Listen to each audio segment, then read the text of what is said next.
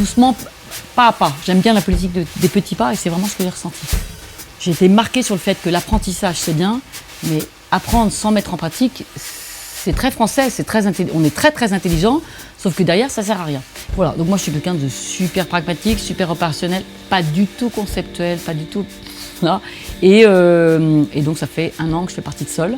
Et quand ils nous ont présenté le chercheur collectif, je me dis ça, c'est une opportunité extraordinaire. J'avais jamais entendu parler de la notion de chercheur collectif. Déjà, chercheur, c'est un truc que je connais pas. Alors, chercher collectivement. En plus, les chercheurs... Alors, c'est vrai que le fait d'avoir vu Denis, tu te dis, bon, c'est un mec quand même qui a les pieds sur terre. Moi, j'imagine un truc... Et des consultants conceptuels et autres, j'en avais vu pas mal. Donc, les premières réunions, clairement, manque de confiance en moi. Putain, mais qu'est-ce que je fous là? Donc, j'écoutais. Je suis quelqu'un d'assez extraverti, assez sociable. Mais alors là, j'avais l'impression que j'étais muette. En me disant... Tous ces gens-là, ils sont très, très, très intelligents.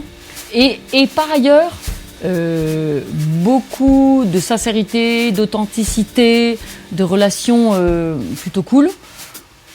Donc je sentais que c'était des gens qui ne se la jouaient pas. Et un bon melting pot, à la fois, effectivement, des 4-5 personnes autour de Denis qui sont bien capées, et de consultants, et même d'entreprises qui ont envie de délivrer. Moi, j'ai besoin de délivrer.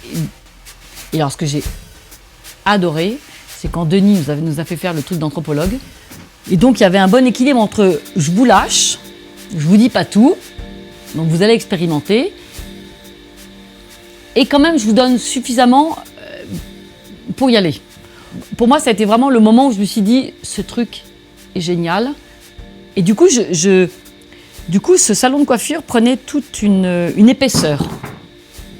Et je reconnais que ça m'a appris, même par rapport aux réunions et autres, de me dire... justement d'être en méta et de ne pas être juste dans ce qui se passe, mais quand on dit être dans l'instant présent, ça veut dire quoi? C'est qu'on a nos oreilles, nos yeux, notre peau, tout qui est là.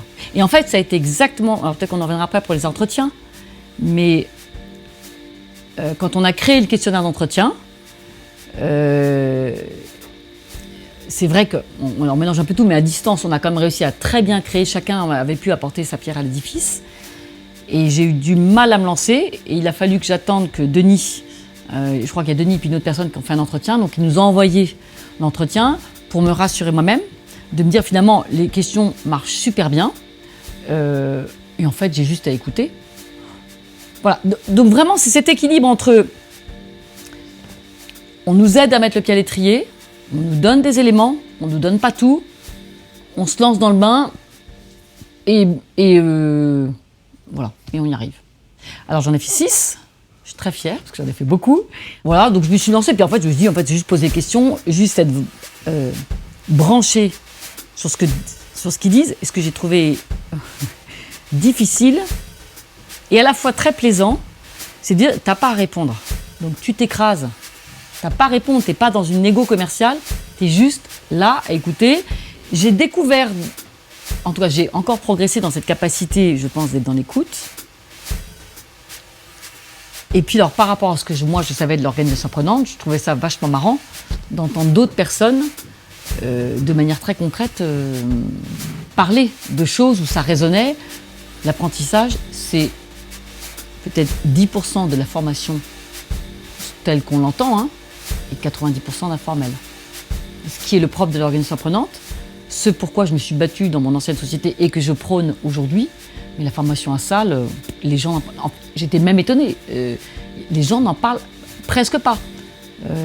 Donc, apprendre en situation de travail, apprendre avec les autres, apprendre par les autres.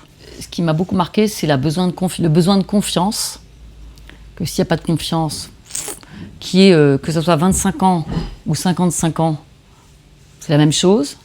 Donner un cadre, être là si besoin, donner une piste, mais après faire confiance en disant tu bordes pas tout, sinon les gens étouffent, ils n'en peuvent plus. Donner le sens là où on va, identifier les manques de compétences en disant je suis à ta disposition, mais pas être dans le contrôle tout le temps. Il y a un moment, il y a une espèce de lâcher prise quoi. J'ai confiance en Denis, en l'organisation, au collectif. Je ne sais pas ce qui va venir, je sais que ça va venir, mais j'ai aussi une excitation je suis très impatiente de me dire, je vais pouvoir aller présenter aux 6 personnes que j'ai interviewées le livre blanc, basique, le film. Voilà, lâcher prise, confiance, et de toute façon, ça va être bien. Parce que si le truc est nul, on aura forcément une analyse post-mortem, parce que ça fait partie de l'organisation prenante. Et que comme le process est là, eh ben on apprendra de nos erreurs. De toute façon, j'ai tellement appris, même si ça s'arrêtait là, j'ai tellement appris que voilà. Et je pense que je serais capable de mettre mon côté je délivre sur le vécu de ce qui s'est passé. Excitation. Enthousiasme. Quand il y a un truc comme ça, si j'y vais vraiment. Et peut-être que je fais moins bien que d'autres, ça certainement, mais il y a un souffle qui fait que ça m'amuse et j'y vais.